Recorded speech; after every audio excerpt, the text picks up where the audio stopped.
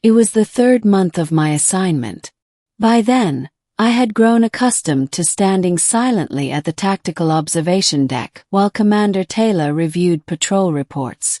I was supposed to observe, take notes for Earth Command, and occasionally offer a human perspective on situations.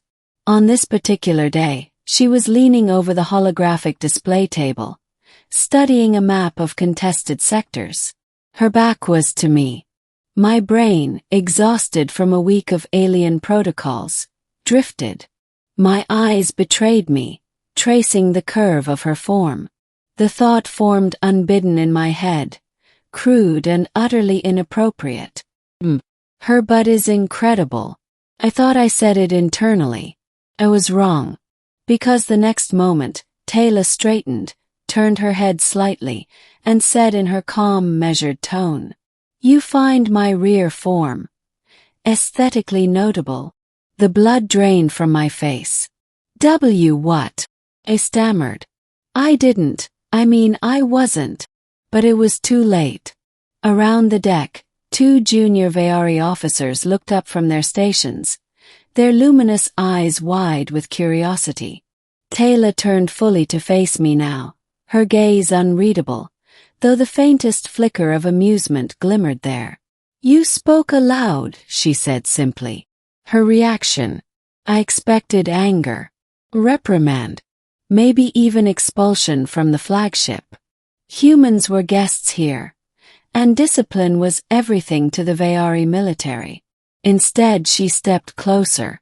The air between us seemed to thrum with her presence.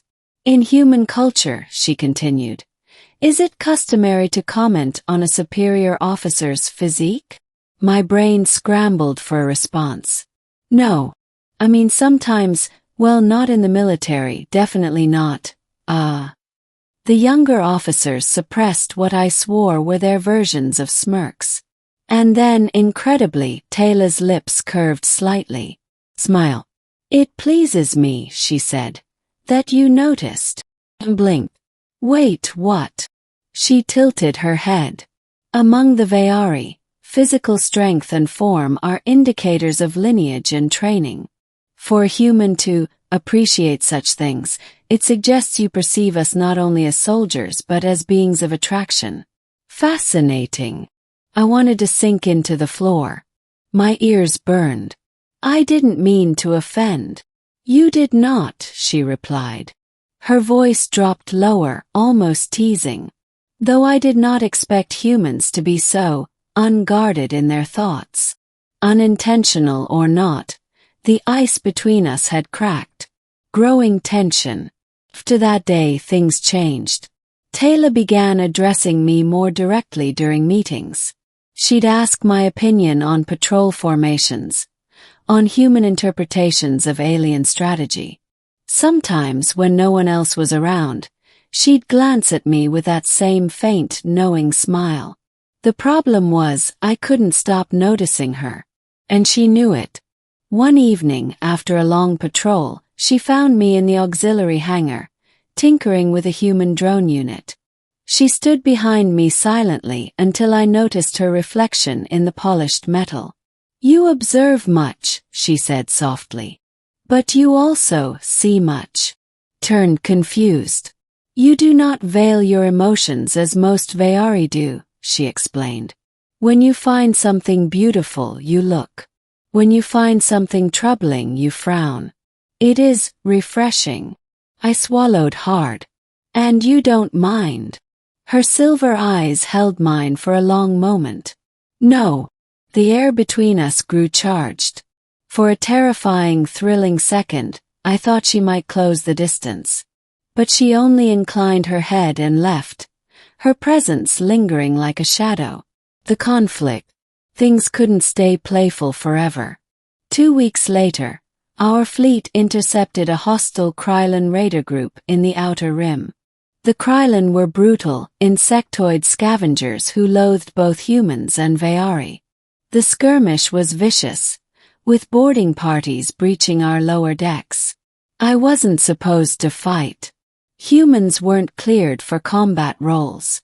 But when the alarms blared and the corridors shook with impacts, I grabbed a shock rifle and ran toward the chaos.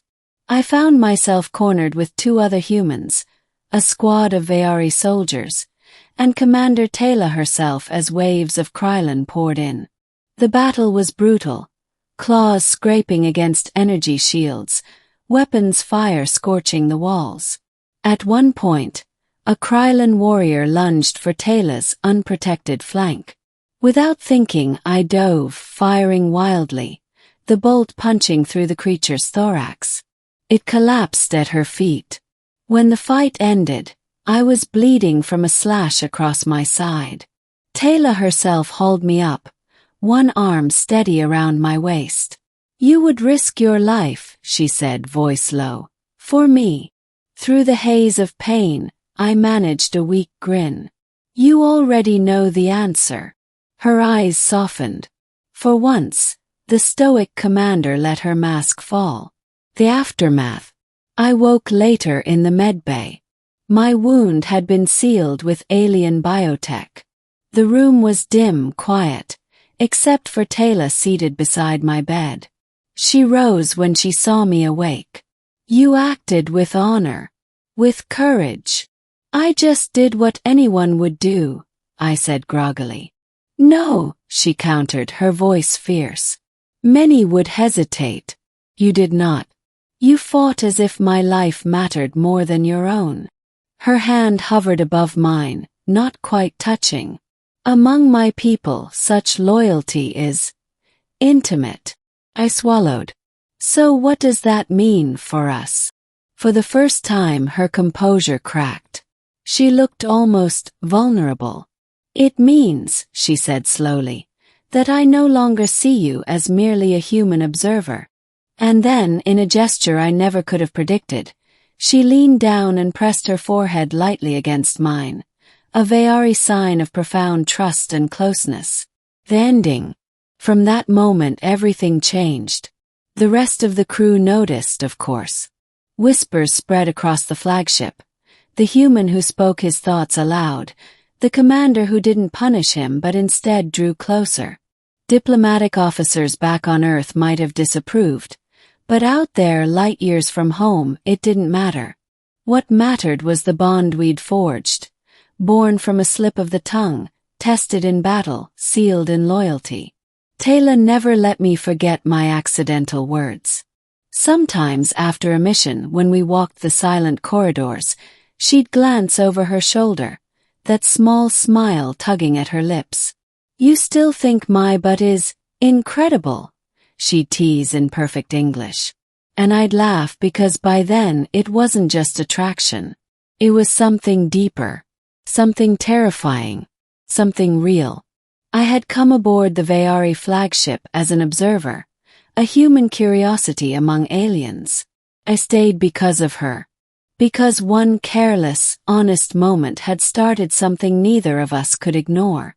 And maybe, just maybe, that was humanity's greatest strength in the galaxy.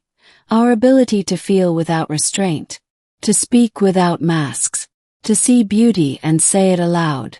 Even when it got us into trouble.